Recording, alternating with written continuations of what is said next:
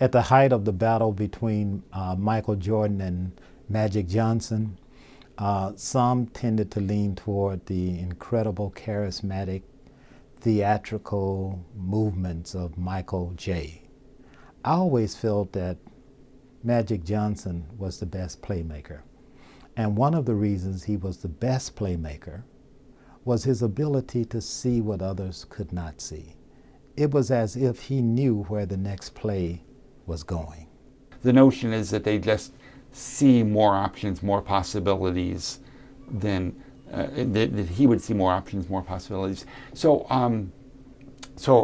what struck me as you described that story is that I remember teaching for a very large corporation. I was teaching the most senior executives. The senior executives in this organization tended to come from technical backgrounds, and when I first started teaching for this organization, there were 3 people in the room, and the corporation didn't tell me about them until I showed up in another country to run this class. And about a half hour before the class started, I was introduced to these 3 people as my special advisors.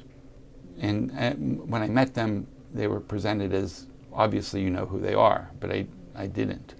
So I pulled aside a staff member who I was comfortable with, and I said, okay, who are these people? And these 3 people had all been very high-level diplomats from the country that I was standing in to the country where the cases that we were going to be talking about in the case took place.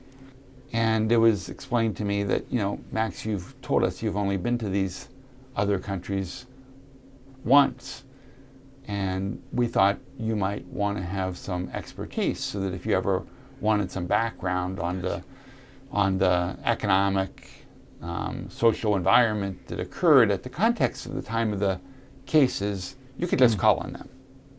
And the bubble above my head is, and maybe you could have told me about them last week, so I could have thought more. But anyhow, they're there. So class starts, and I'm kind of thinking about how am I going to use these 3 guys who were high-level ambassadors. And I didn't need to worry about that because it was a 3-day program. And the first morning, they were jumping in regularly. And they were jumping in regularly with comments that morning I found to be bizarre and distracting from my teaching plan. So I'm normally okay at, you know, sort of letting the conversation go a little bit off track and then pulling it back. But they were dragging me far off of my turf. And the truth is that morning, I didn't like them at all. Okay, they were making my life very, very difficult. The interesting part is by the end of the day, I thought that they were terrific. And what I found was that these 3 individuals, unlike the executives in the room or myself, they were much better at doing exactly what you're describing in Magic Johnson. They were better at thinking about how various actions that this corporation might take might lead to actions by other corporations, by other countries in response. They were better at thinking about the 2nd and 3rd order effects. And I think Magic Johnson would have the ability not just to see the court, but to see how a various move might lead to a counter move by the opponents and anticipate that. And that's what these ambassadors were doing. They were being able to better anticipate the moves of other parties in ways that I didn't find the business executives or myself to do intuitively. This episode also happened in 2005. And